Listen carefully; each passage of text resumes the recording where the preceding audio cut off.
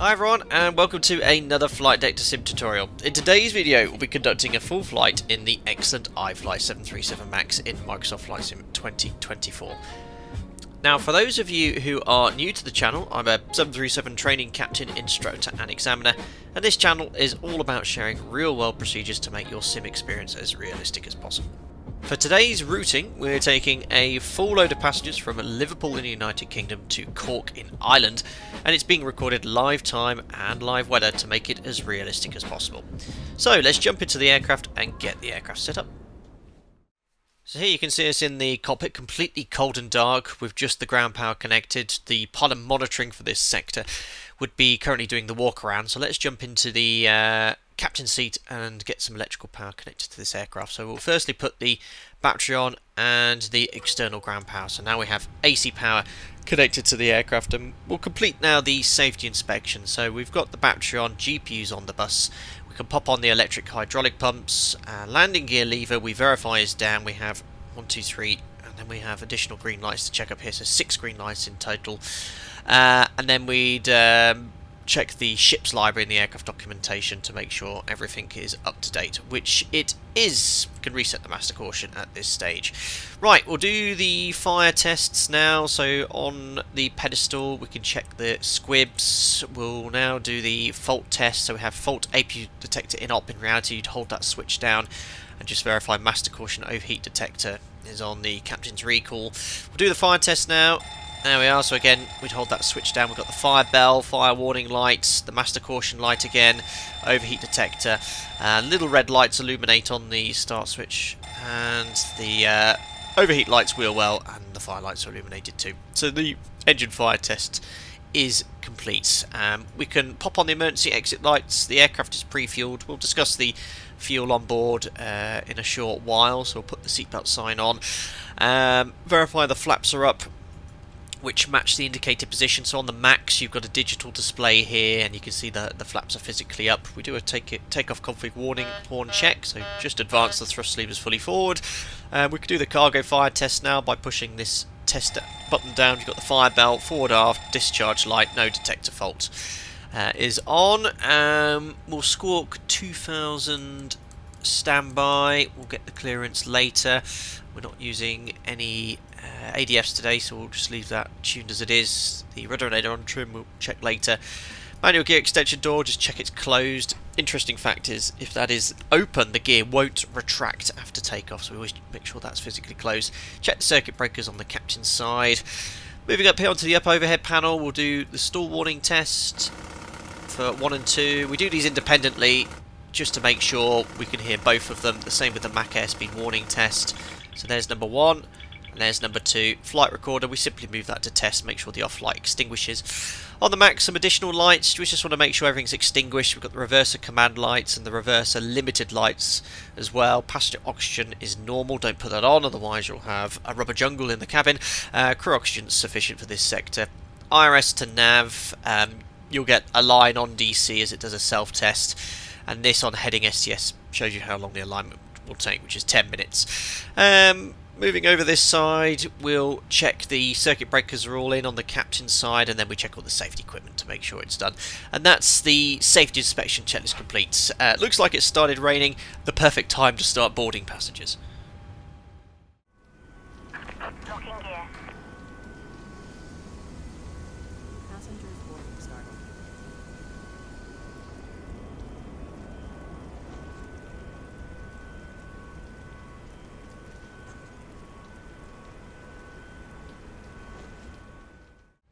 So it looks like the passengers have started boarding. We'll now do the pre-flight setup. So this is usually conducted by the pilot flying, which is obviously all you can do in a desktop simulator. And pilot monitoring would get the ATIS. We're not using any online networks today. We're not on VATSIM.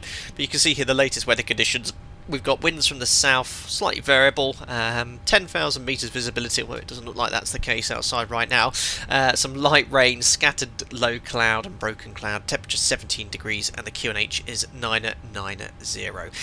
So what we'll do is on the EFIS panel just select hectopascals in Microsoft Flight Simulator. If you push B it will set the pressure for you automatically. We'll set something called the MFRA by rotating the minimum selector to baro. And what the MFRA is, it's the altitude at which we accelerate in the event of an engine failure. It's usually calculated by the performance tool.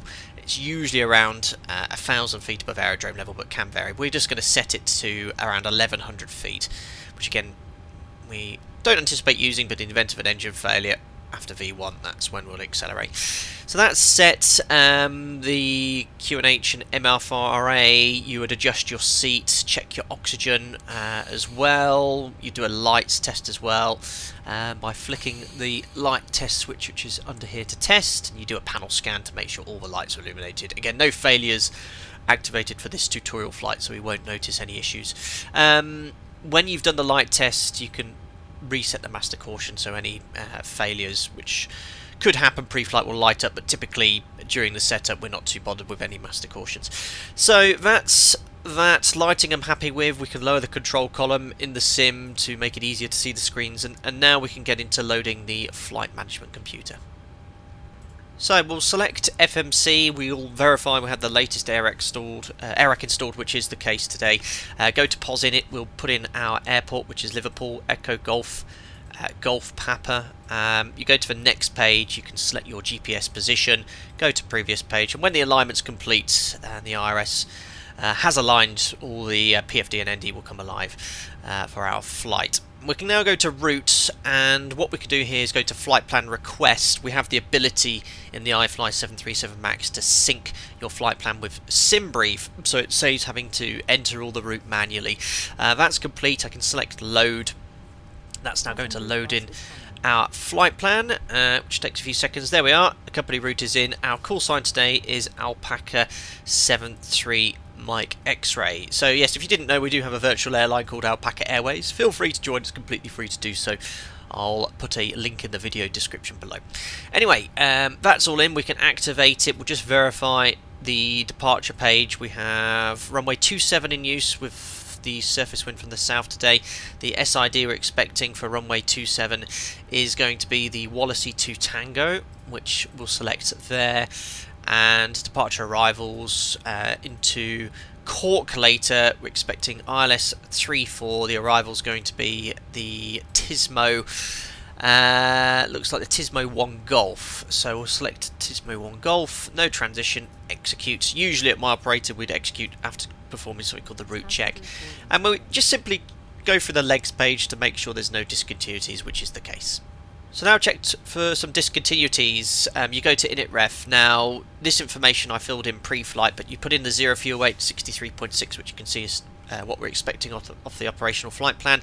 The reserves are 2.6, the cost index is 30, the plan cruises flight level 320, and then the top of climb wind goes in here 226 at 30. And then usually what would happen is on the legs route data page, you'd have some ability to put in the average wind. For some reason no top of climb or top of descents appeared on the route, so I can't put the average wind in. We'll try and do it later. I don't know whether that's a bug or an issue with our routing, but that unable to put the average wind in today. Not to worry. What we'll do now is go to M1 limit, and we'll do the takeoff performance. We want to select here flap 5 TO 34 degrees, so that's full TO with 34 degrees, which I'll select now. Again, that's just going to get rid of that window, so bear with me. So TO 34 degrees is in. Go to the takeoff page, we can select flap 5, insert the CG, 20.1, we'll set the trim 5.93 units momentarily, and you can see here we've got wet speeds, so we go here wet, and the wet speed's very different. V1 there wouldn't be as large a difference as that, but we've got 129, 141, 1450. What we'll do is go off the actual OPT speeds, which are not improved climb. So we'll select 133, 139, which is set here, and then 149 on the FMC, and then we set V2 on the MCP here as well, 149. And that's the sort of FMC loaded, the performance calculations complete for runway 27. We can now go and complete the rest of the pre-flight setup. So what we'll do is move to the overhead panel and start doing our panel scan. So we'll turn on the yaw damper, make sure the flight control and spoiler switches are guarded, none of these lights are illuminated. Nav transfer display switches are all normal and auto. We have no fuel in the centre tank, so we'll just put the main wing tank pumps on. Crossfeed valve, we can now check, we open it, make sure it's bright, dim, and then we close it, make sure it goes back to bright and off. And that shows that the crossfeed is working as expected.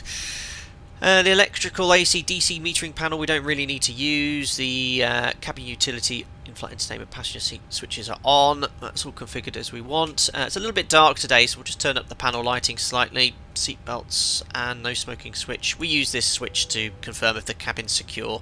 We'll move that switch to auto, telling us that the cabin are ready for pushback. Window heat we can turn on, which is up here. It's a bit fiddly in the iFly because you've got to use your mouse wheel to turn the switches on. Probes off for now, anti-ice is off, doors are still open, we'll close them momentarily. Packs auto, and the isolation valves open. This is all configured for start. Cruising at 32,000 feet. The elevation at our destination Cork is 502 feet, so we'll set that to 500 here on the overhead panel. Strobe and steady, leave the lights on steady, leave the nav lights on, and that's the overhead panel configured. Moving on to the MCP, we'll turn on the flight directors. We'll imagine we have our clearance, which is the Wallasey to Tango, climbing to an altitude of 4,000 feet. Flight directors on, the runway heading here in Liverpool for runway 27 is 266. We always preset that. That way when you push Toga, the flight director bar is commanding the runway heading. MCP is set. On the EFIS panels we'll select here traffic and traffic, so other aircraft will display as required. Terrain and airports on both. Standby instruments are set. Auto brake to RTO, reset fuel flow. Obviously this is a single pilot operation in a desktop simulator, but we'd have the takeoff page on the pilot flying side, the legs page on the pilot monitoring side. The trim we have set already, 5.9 units. And then we just continue down onto the pedestal. Tune anything you want for nav aids. So again, we won't tune the radio today because we're offline, not using ATC. The Wallasey departure will be inbound to Wallasey. So what we can do is make the VOR active, 114.1 for raw data backup in case we lose the FMC after departure. Make that the active frequency, and you'll see here we already have 114.1 and the ident should come up in time. Transponder set 2000, rudder and aileron trim we'd now check, make sure it's 3 and 0, and there we are, the pre-flight setup is complete. So now the aircraft's all set up, we'd do our briefings, so we'd step through the flight plan to make sure it matches the FMC, which I've already completed, but as a gross error check, what you can do is go to the progress page and check the ground distance, which is 275. You can see here on the flight plan it's 278, so within 3 miles. It's a sort of gross error check. We're happy that we have the correct routing in. Then lastly, we check the fuel on arrival at Cork, which is 3.6. Our reserves are 2.6, so we have an additional ton on top, which is the extra fuel we've taken to allow for any weather deviation, including contingency fuel as well. So that's complete. We've already executed the flight plan. We then check all the instruments, do an instrument cross-check, which again, in a desktop simulator, don't really need to do because there's only one of you, but essentially you check the time's correct, the QNH is both independently set with the correct altimeter, MFRA is set 1100 feet, and that the flight directors are on. We then do a takeoff briefing, which today we're in a 737 MAX. It'll be a runway 27 departure with a wet speeds. Engine and wing anti-ice not required for departure as well. We're using flap 5, and in the event of an engine failure we'll climb runway heading to an altitude of 3,000 feet over the Irish Sea. We then complete our emergency briefing to explain our actions in the event of a rejected takeoff and an engine failure at V1, and then we'll start briefing our taxi. So we'll now complete our taxi routing, which we're on stand 40. We'll push back here to face east or west based off traffic requirements. We'll then make a left turn onto the Alpha taxiway, and then taxi all the way full length for runway 27.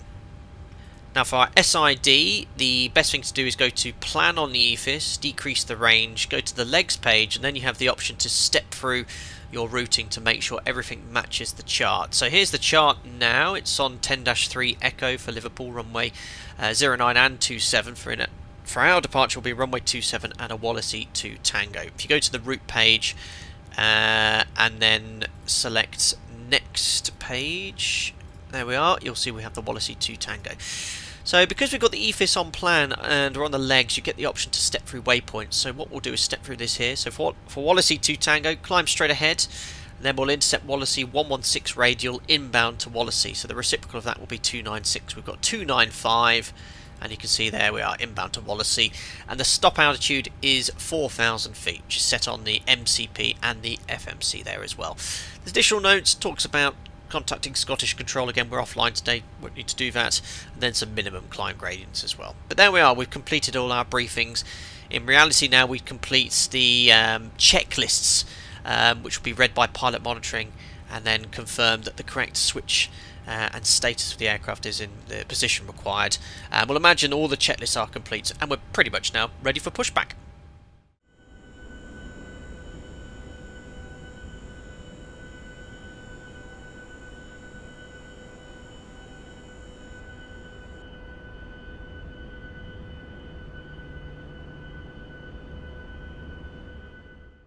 So one of the last things we do prior to pushback is start the APU, which allows us to get some electrical power with the ground power disconnected, and the APU provides both electrical power on the ground and also bleed air to start the engines.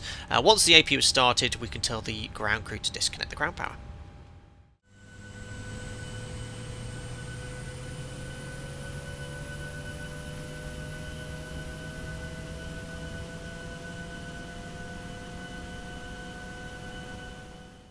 So looking up on the overhead panel, when the APU is available, you get the APU Gen off-bus light illuminate. Put the APU generator on the bus, and then using the iFly 737 MAX tablet, we can disconnect the ground power, which is under System page.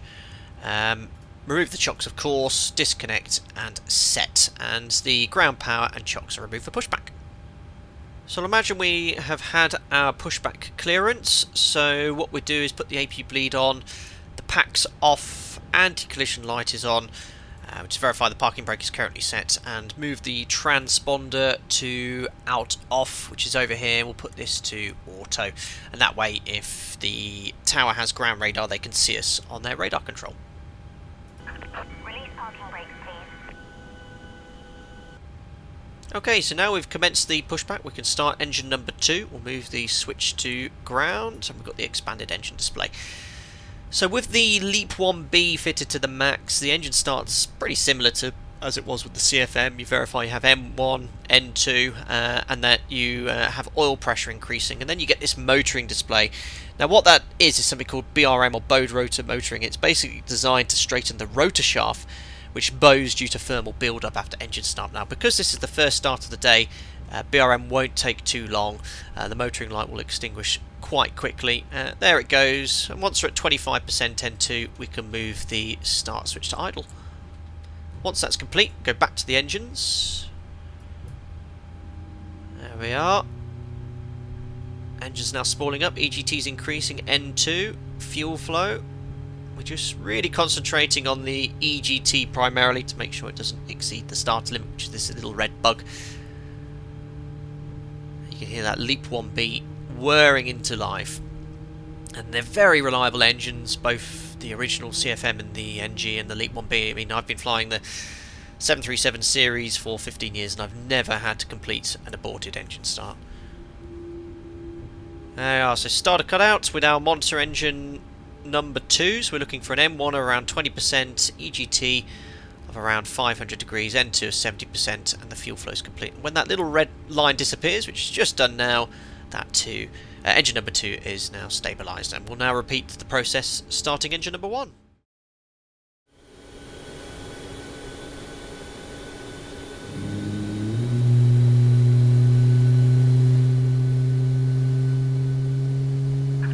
Tow truck disconnected. Bypass pin removed. Left is clear. Right is clear.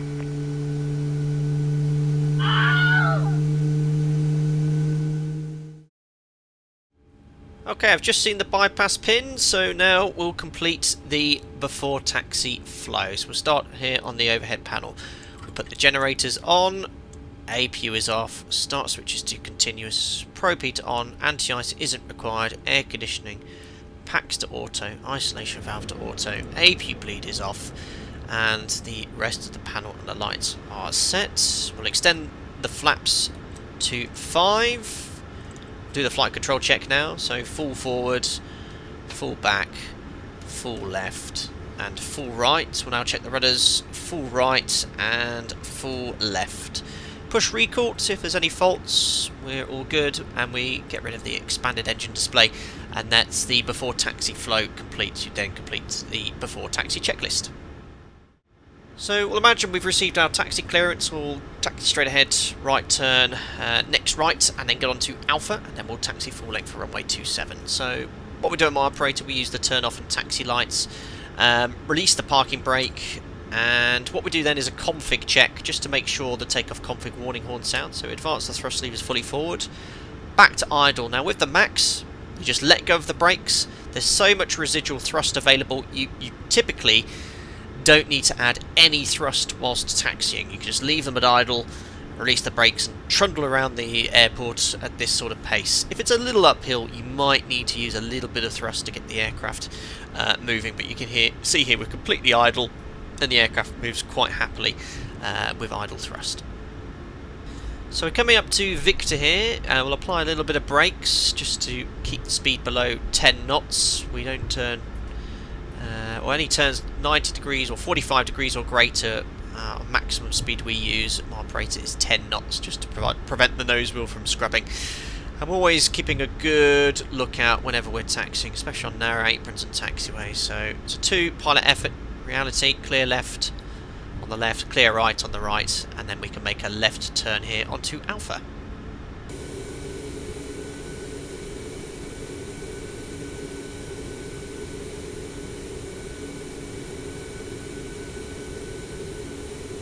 So when you're making a turn, you want to overshoot the line slightly, because obviously the aircraft's longer than you think, and then you'll pretty much end up rolled out on the taxiway. And now we're on the parallel taxiway, we complete the before takeoff checklist. So we confirm we've done the config check. The flaps, we'll double check in the FMC, it matches what we have. So 5 with the green light, the leading edge flaps extended where they want to be. The stab trim, verify we've got it set correctly, 5.9 units set. We then complete a captain's before takeoff briefing, so we verify the packs are auto, bleeds are on, the V speeds are set, 33, 39, 49 on the MCP, and we just do sort of a brief overview of the departure, which is the Wallasey 2 Tango, runway 27, basic climb straight ahead to intercept the radial 116 inbound to Wallasey, climbing to an altitude of 4,000 feet, which is set on the MCP, and any problems will climb runway heading to 3,000 feet, that is reviewed.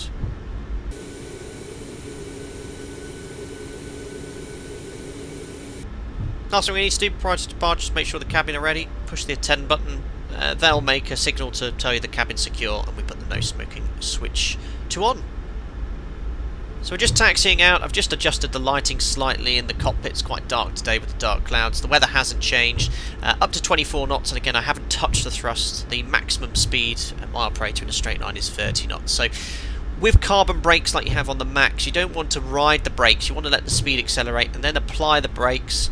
Not firmly, but just allow the aircraft to decelerate and then let go of the brakes. You just want to sort of use them periodically, but not ridden. Another thing I noticed as well, I don't know if this is a little bug, but the RAS is inoperative. We'll see what happens when we line up the runway systems in op, which I've not set it to, so it could be just an issue with this current version build of the iFly 737 MAX. Right, we'll bring the aircraft to a stop, and then we'll get airborne off runway 27 in Liverpool.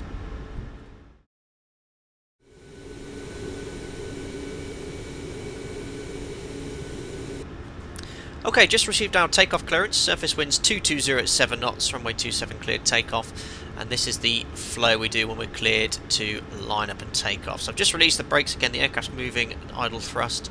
So turn on the lights, the strobes, auto throttle, LNAV, weather radar on for the captain, and transponder goes to TARA. And now the aircraft is configured for takeoff. Next thing is line up, set the thrust levers, and toga on out of here.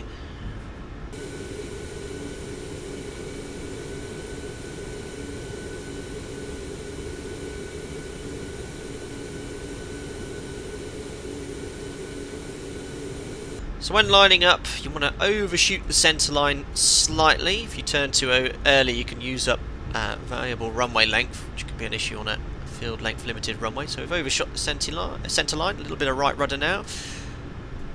Generally use no differential braking in a commercial airliner, and then we should be pretty much lined up on runway 27. There we are, I'll bring the aircraft to a stop. Right, we'll start the timer here. There we are, that's the elapsed timer going. We'll increase the thrust levers to 40%. Let the engines spool up, we can release the brakes. There we are, engines are stabilised. We then push toga, which is a little button here on the thrust levers, which I have assigned to my joystick. There we are, set takeoff thrust, looking for 87.5. Light forward pressure on the control column. There we are, takeoff thrust set, indications normal. 80 knots, we release that forward pressure. Again, just use rudder to maintain centre line, a little bit of left aileron into wind. Hand off the thrust levers, and there's rotate, up we go. About 2 to 2.5 degrees per second. Adjust the back pressure as required. Bit of a dead band here, you keep pulling up to keep the rotation rate onto the flight directors. Pause rate of climb, gear up. And then trim as required. Okay, 400 feet RA, we verify LNAV is engaged. If you want to hand fly you can, but typical SOP we engage the autopilot at 1,000 feet. We verify command AFDS status, which is the case here, and it's NADP2, so we bug up and then we can start retracting the flaps. Now we already have 2 to go, but we at my operator avoid using VS on departure with flaps extended. So once we're above the white bug and accelerating, we can select flap 1. The white bug is V2 plus 15. And once we're above the 1 bug, we can select flaps up. Not a very nice day, but we don't need the wipers on in flight. It's only really on takeoff, roll, and on approach and landing. So, out acquire. This is a bug. This should be MCP speed. That is a bug with the iFly. I'm going to disconnect the auto throttle and start reducing speed. If out acquire comes on, we should have MCP speed. I'm just going to select vertical speed, out hold. These are bugs, by the way. The aircraft works usually quite well. So what I'm going to do is recycle 4,000 feet. Out hold. Something's gone wrong with the aircraft here. So what we're going to do is work our way around it. Just select 3,200 feet. This is very unrealistic. This shouldn't be happening with this add-on at all. Let's try auto throttle. Okay, MCP speed. Let's recycle 4,000 feet. Level change isn't working, outholds engaged, full of bugs this aircraft, brilliant. Bear with me whilst I try and fix the issue. So I've turned everything off, let's see if that works. Flight director's on, level change, okay, auto throttle, M1, command A, and a roll mode, LNAV. That was a bit of a weird bug with the aircraft, but let's see if that works. Out acquire, MCP speed, that's what should have happened earlier. With the aircraft when we got out acquire, but it has now worked as expected and we've leveled off at 4,000 feet. Let's complete the after takeoff checklist. So gears up, auto brake is off, and the start switches can come off. We'll just double check the temperature. It's 17 degrees, we don't need engine anti-ice. Air conditioning and pressurization. So the 737 air conditioning pressurization system is incredibly reliable, but we always monitor the system. So we want to check that we have differential pressure, which is the case, and the cabin altitude is climbing. Pressurization mode select to verify auto. Bleeds are on. These are all in auto, and this is set. And we can release the cabin crew. We're still on the QNH, maintaining 4,000 feet on the departure. After takeoff checklist complete.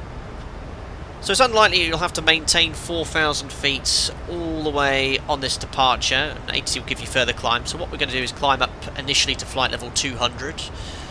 Hopefully we won't have any issues now. That's set. We'll go VNAV. There we are. N1 VNAV speeds. There's no restrictions now in the FMC.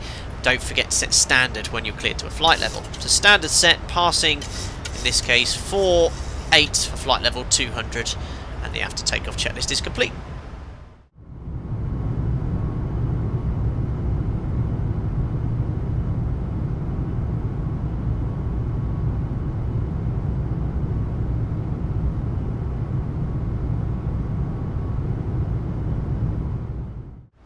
So as we continue climbing to flight level 200 in the 737, you need to keep the heading bug updated, and we're passing flight level 100 now for flight level 200. So we do our pre-cruise checks, which is basically verify the correct amount of fuel pumps are on. If there's any fuel in the centre tank, we just verify the centre tank pumps are on as well.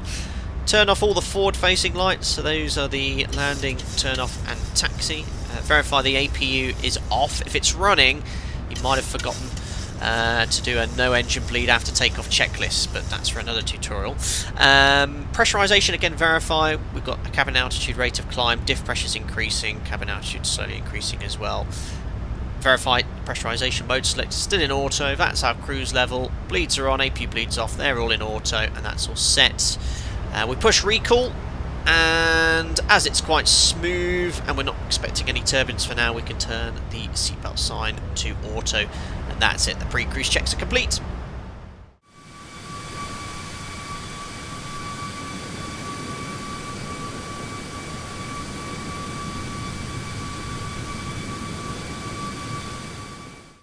So whilst we're climbing now, we'll just talk briefly about some of the modes we're using. So the autopilot's in LNAV and VNAV. So LNAV is obviously following the planned lateral route in the flight management computer, and it's incredibly accurate. It won't deviate off that path. And we're using VNAV. Now VNAV is using, again, the FMC information to provide the most efficient climb.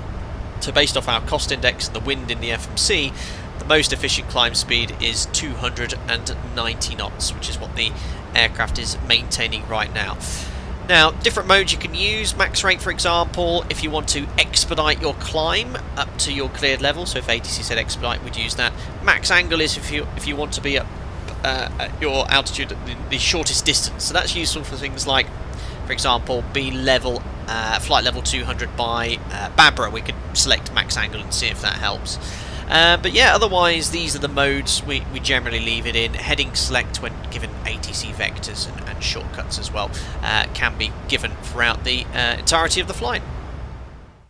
So approaching our cleared level, flight level 200. Again, we'll imagine we've got further clearance to climb to flight level 320, which is our planned cruise level today. So we'll set that on the MCP. There we are, 320 is set, and when we've been cleared to our final cruise level, we double check we have it set 3 times. Once on the overhead panel here, once on the MCP, and on the climb page, select cruise, verify that's the selected cruise page, and it's below the optimum, below the maximum most importantly, but you can compare it to the optimum as well. But because this is such a short flight, you'll see that top of climb and top of distance aren't too far, so 320 is perfect for our cruise level today. So what we'll do is continue to climb, and I'll meet you at flight level 320. We'll start setting up for the approach.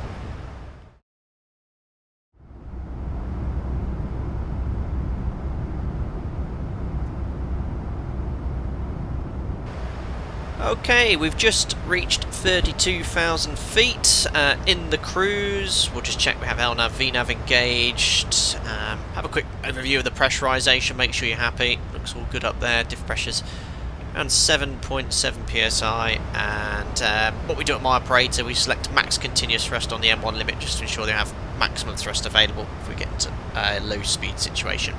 Now, because it's such a short flight and the top of descent is just under 60 miles from now, we'll start setting up for the approach straight away. So pilot flying would hand over control to pilot monitoring for the sector, so you can set up for the approach, and we'll go straight into the FMC. So first we want to change is 250 below flight level 100. On the forecast page, you can select descent winds request if you use SimBrief. Via Navigraph, you can get all of the winds inputted automatically, which is a very useful feature, or you can just input them all manually, and then select load and execute. It gets the altimeter based off inches of mercury, but that's fine. It's just to ensure that VNAV gives the most accurate descent information. Now, I've just got the latest weather conditions in Cork. It's currently a surface wind of 310 at 16 knots, so quite windy but not gusting at all. So it's definitely going to be runway 34 in use. Broken cloud at 2,000 feet, 16 degrees, and the altimeter we're expecting of 9 and 9 at 4.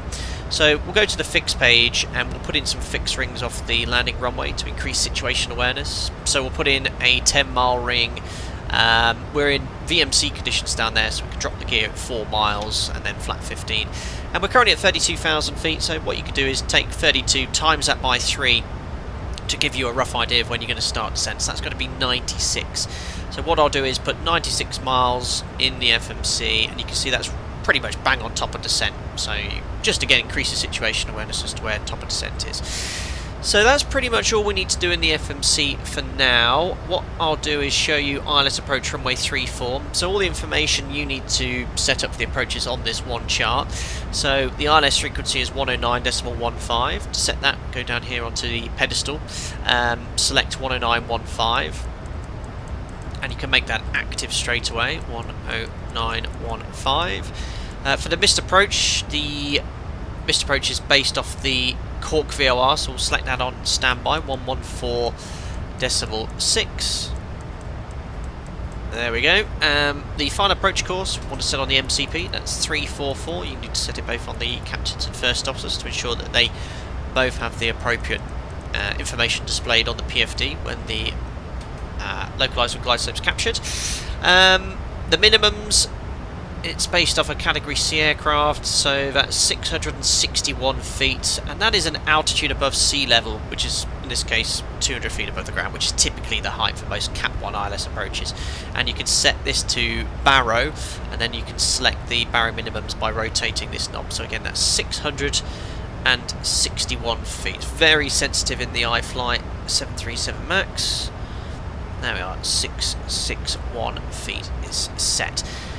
And essentially that's all you really need to set up. It's those bits of information in the FMC, and then it's the frequencies, courses and minimums, and that's as a minimum all you need to do to set up. But obviously we need to conduct a briefing to cover all the information on the approach. So we'll start the briefing now. We'll show pilot monitoring all the information in the FMC, which you've seen me set up. We then step through the STAR, so we've not had any changes from the pre-flight setup, so we just, again, simply step through it. So on the legs page, you can go to Plan, and then use that whilst you're briefing to check the tracks and distances and altitude. So it starts at Tismo, and this is plate 10-2 November, and you can see we need to be at or above flight level 80. So a neat little feature in the 737, I don't know if they've fixed this in the iFly 737 MAX, but if you select delete temporarily and press raise, now they need to sort this in the iFly. In reality, it will give you a predicted altitude. You get it in the Zebo mod, in X-Plane 12 and the PMDG 737, but you should see where VNAV will actually put you.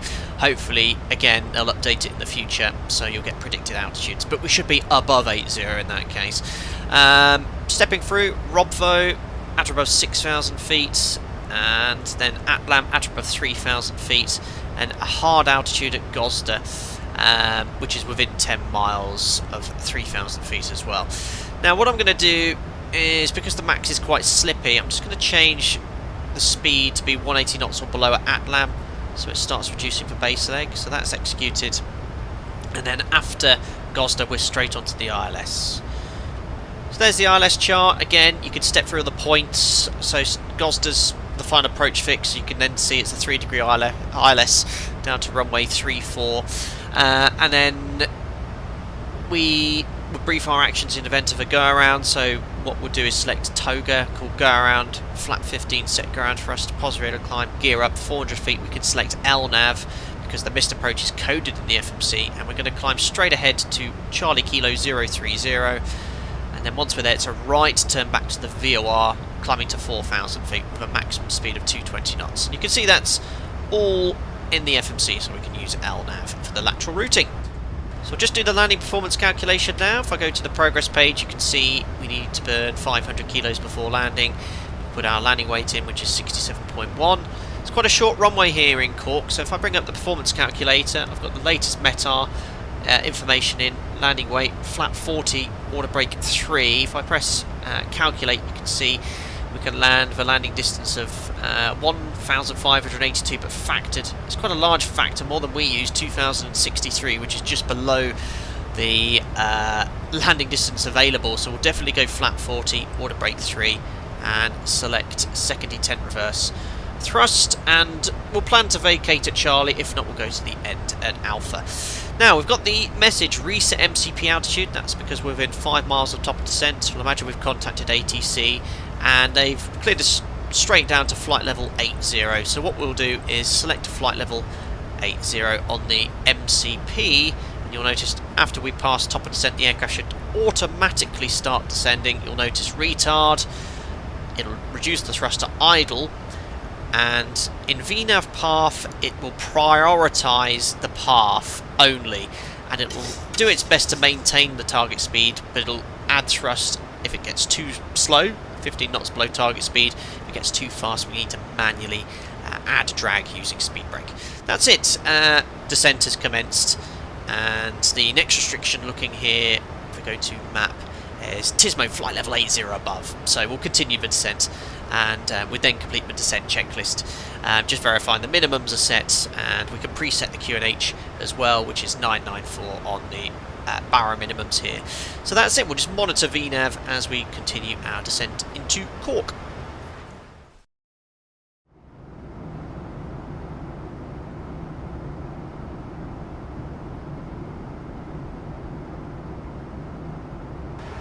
So the descent is progressing well, we're still in VNAV, and you can see here, again as I'm saying earlier, it's in path, so it only follows this, it's its priority at all times. You get more information on descent speed, you can see the target speed is 279 knots. But as you notice, the speed has crept up slightly. Again, it won't manage that or do anything there. If you get too fast it will say drag required. Just as a demonstration, you could extend the speed brake to flight detents here, and then you can let the speed come back to the target speed, and once it's there you can just stow the speed brake. Speed brake is used routinely in flight, especially if you get shortcuts from ATC. An older generation of pilots used to call it the lever of shame, but it is a tool to be used as required to manage the descent. So just about to pass flight level 200. Again, just pilot monitoring, we'll do a quick overhead panel scan, check the pressurization is working as expected. Diff pressures in this case is decreasing, as is the cabin altitude as well. So one of the things I'll show you, which happens frequently, is it's very quiet. ATC will give you shortcuts. If I go on the legs page and route direct to Robvo, you can see there's a lovely shortcut we can execute. LNAV's engaged, it will automatically start the turn. You can see the VNAV path is dropping down slightly, and because it's still in path it will increase the rate of descent to recapture the path, and what you might find is the aircraft will start accelerating above the target speed, but in this case there hasn't been much of a change. So significant shortcuts might require more intervention of the automation to get back onto profile. One thing I didn't mention is when we're above 30,000 feet we set the bank angle to 10 degrees to limit in heading select the angle of bank, so you don't get any sort of low speed buffet or high speed buffet in certain cases. But once we're back below 30,000 feet we can reset it to 25 degrees and keep the heading bug updated. Whilst we're here you can see the temperature's -1 and we're just about to enter cloud, so that is icing conditions. So what we do, put the start switches to continuous, place the engine anti-ice switches to on, verify the cowl valve light illuminates bright and extinguishes, and then you've got thermal anti-ice indications on the engine instrumentation.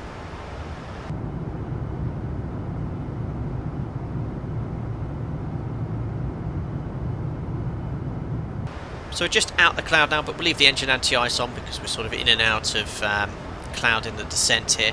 Passing 15,000 feet we can turn the seatbelt sign on so the cabin crew can get the cabin ready for arrival. Now my operator, we typically turn on the seatbelt sign on at around 15,000 feet, which is approximately 15 minutes till landing. So looking at the rest of the routing, as we're offline we can't really expect a shortcut from ATC, so we'll stick to the magenta routing onto the ILS. But we've stayed in LNAV VNAV for the entirety of the descent. We've got different pitch modes. I will do an updated dedicated tutorial on the MCP soon. However, how we'd use it is variably depends on what happens from ATC and what shortcuts we get. So for example, if we open the speed window here, this is an old VNAV logic. Oh no, it's actually gone to VNAV path, so maybe iFly have updated it to common VNAV. But essentially in this mode it still only cares about the path, but you can adjust your speed. So if you add speed. The auto throttle will add thrust to accelerate the aircraft. So if I bug something like 290, you can see the thrust is coming up so it can maintain that speed. I close the speed window, it'll go back to, it should go back to retard and arm eventually. Again, there's some little quirks with the iFly at the moment, but yeah, as we're on path it should go retard arm, which it should do eventually, once it's back on speed. There we are, about 2 seconds later it did it. There we are, retard and arm, we're back as to where we are. Another pitch mode you can use is level change, which is basically the aircraft is now pitching for a speed. So if you look at your FMA for pitch, it's MCP speed. So if I increase the speed, you'll notice the aircraft starts pitching down to fly that speed. If I decrease the speed, the aircraft will start pitching up. And this is a really useful mode if you want to descend quickly. It's the quickest way to get down, essentially. But yeah, we'll go back to VNAV. There we are, it's working as expected now. VNAV path, because we're on path, retard arm, auto throttle's closed, and then it will maintain the speed, or path, and do its best to maintain the speed. Other pitch modes, the other pitch mode is vertical speed. Selecting this, the aircraft will basically fly whatever vertical speed you set on the MCP. So if I want to do 1,000 feet per minute, it'll pitch to maintain that speed, and the auto throttle now, MCP speed, will maintain whatever bug speed you set. So if I reduce the speed to 275, the auto throttle will maintain that speed. If I accelerate to 85, you'll see the auto throttle will add thrust to fly that speed. Anyway, we'll go back to VNAV, so we're back on path, and you'll notice as we've passed this little green circle, it wants to start decelerating to 250 knots below 10,000 feet, or flight level 100.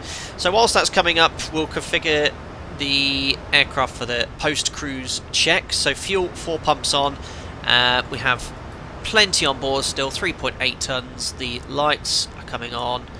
We'll turn on the landing and turn off light. The taxi light comes on when we get our landing clearance from my operator.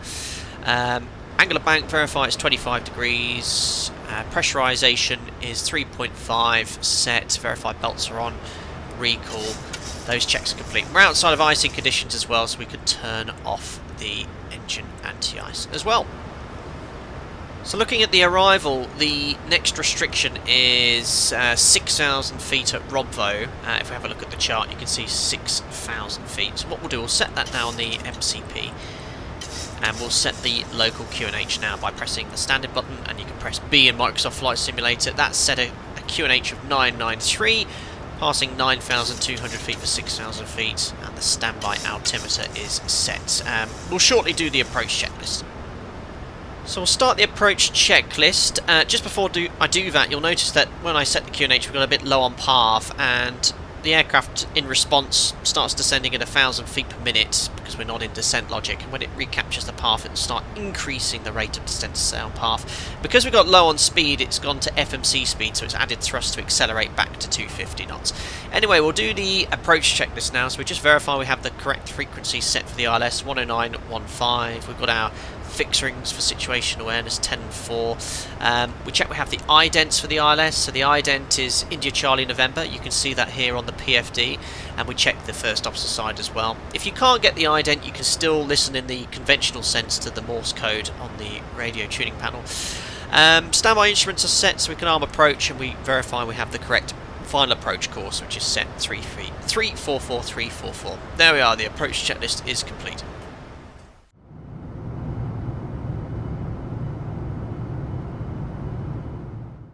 So everything is looking pretty good as we approach base leg. We're in VNAV path, we're on speed. Next thing that's going to happen is we approach this decel point, and that's where VNAV will start descending from its target speed to the up speed. Now we're approaching the restriction at Robvo. We'll imagine we've been cleared to descend at 3,000 feet, and it's a procedural arrival, so ATC would say something along the lines of Alpaca, 73 Mike X-ray, descend 3,000 feet after Robvo cleared to enter ATLAM, and you're cleared ILS 34. So 3,000 is set, there we are, we've passed the decel point, and the idea is VNAV's done the most efficient descent possible, and we just extend the flaps as required. So we'll keep decelerating towards the upspeed, and we want to aim to be doing around no more than 220 knots at ATLAM, but of course we put in 180 knots here. So as we approach sort of 230 knots, what I'm going to do is select flap 1, and we can open the speed window and bug the flat 1 speed. Now the aircraft has gone into approach logic, so even with common VNAV it will always follow the path now, and you just have to adjust flaps and drag as required to ensure you're on speed. Now I think that the flaps extended quite quickly there in the iFly. Again, I think it's a little slower. Well, it is a little slower when you select flap 1. But we're approaching our base leg turn now. Let's select flap 5 and bug the flap 5 speed. And the aircraft's going to turn base as we approach Robbo.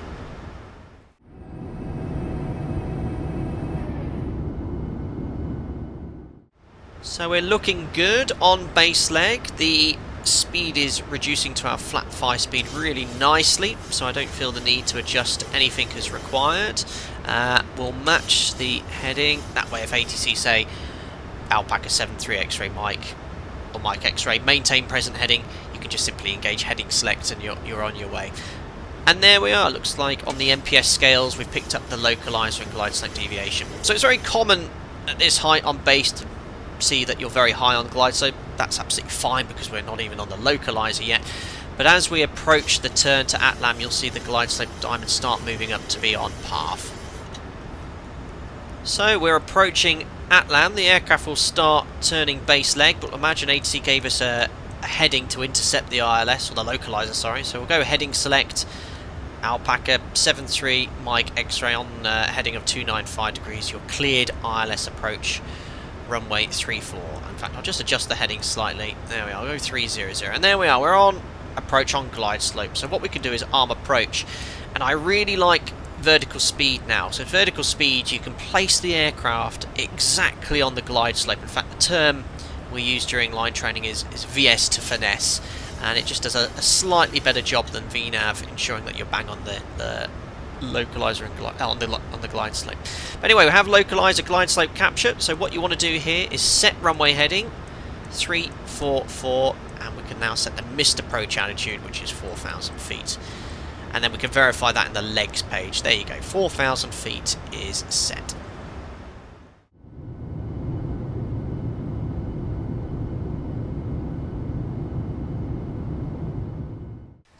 So we're established nicely on the ILS with the 737, both the NG and MAX. It will fly really nicely down a 3-degree glide slope with flap 5, pretty much at idle thrust. Our MAX is a short field performance, so they are a little slippier than the one modelled here in Microsoft Flight Sim 2024, but typically we'd be at idle thrust here to maintain the speed. But with a little bit of thrust, it's maintaining the flap 5 speed nicely. And essentially, we keep going down until in VMC, like we have today, we'll configure the gear down flat 15 at 4 miles. If it's IMC, we'll aim to do that around 5 miles. We've got a good headwind here on final as well, of around 23 knots, 310 at 23 knots, which is keeping our approach speed a little slower. Okay, we've just passed 5 miles and approaching 4 miles, so what I'll do is drop the gear, so gear down. We then immediately select flat 15, match the speed to the flat 15 speed, and we can do the landing checklist. So we'll move the start switches to continuous, recall is checked, speed brake will arm. There we are, we've got armed green lights, landing gear down 3 green, auto brake is set to 3, and we can now select the landing flap, which is flap 30. Check we're below 175 knots, which we are. Speed checked, flap 30. And with that wind, we want to fly VREF plus the steady headwind component, which is 16 knots. So what we'll do is bug VREF plus 8. 6, 7, 8. There we are. So flaps 40, we said, not 30. That's muscle memory for you. I'm so used to doing flap 40 landings. So speed check flap 40. So flaps, we've got 40 green lights. Lights are on, and the landing checklist is complete. We're clear to land.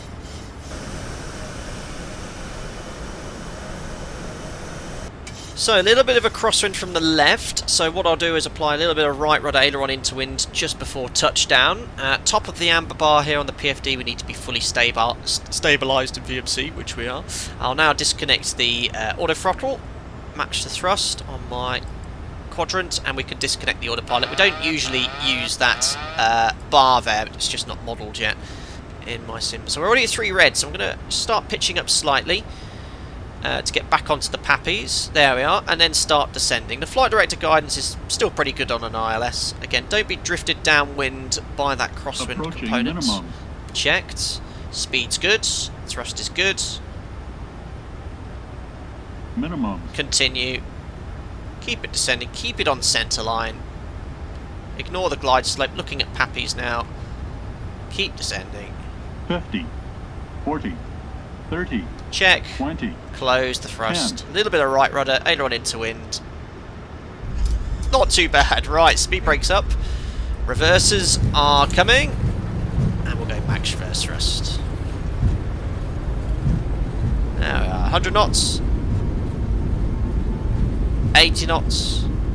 Manual braking. Auto brake disarm. 60 knots. We can go to idle reverse. And ladies and gentlemen, welcome to Cork.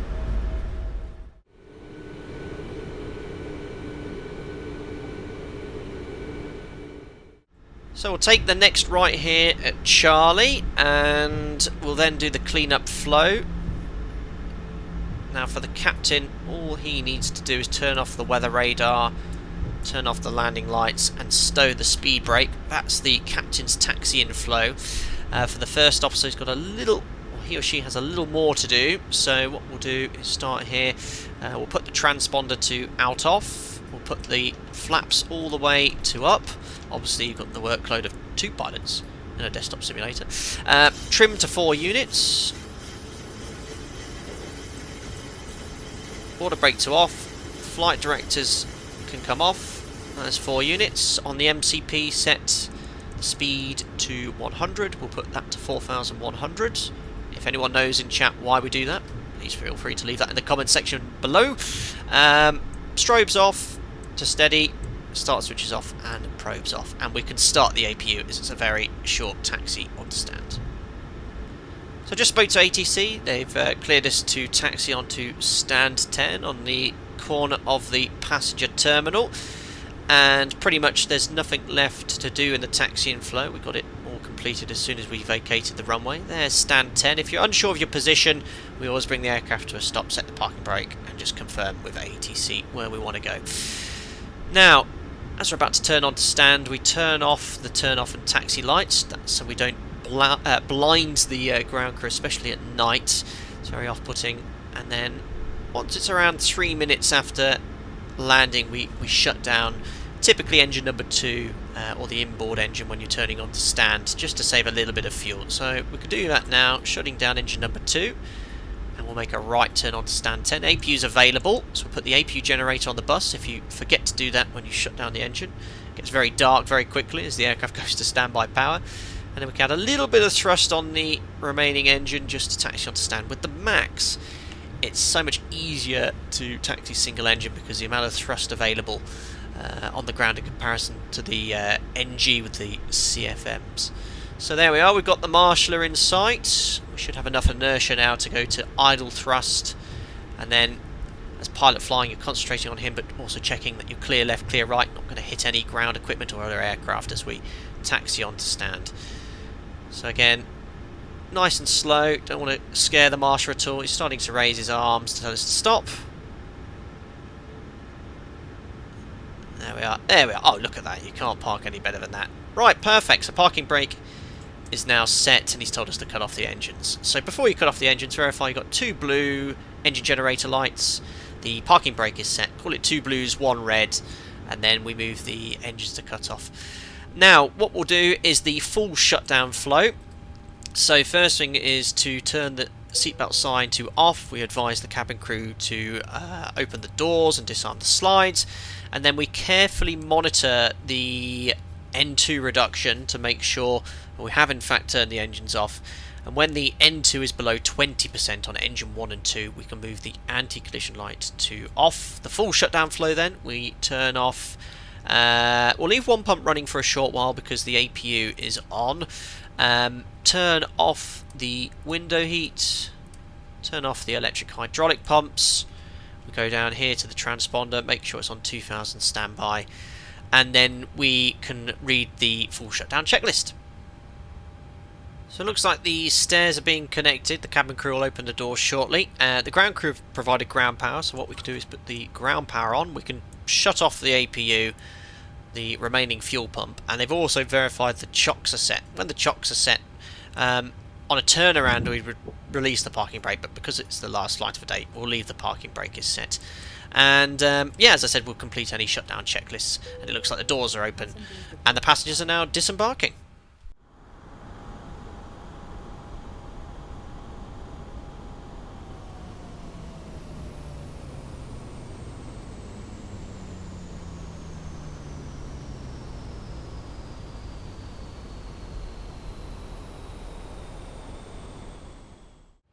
So now the last few passengers are off, we can do the secure checklist. What we do is move the IRS mode selectors to off. We can move the air conditioning packs to off, the trim air off. Emergency exit lights can also be moved to off. The APU is already off as well. And to fully shut down the aircraft, once the last few passengers are off, you move the GPU to off, and then lastly the battery.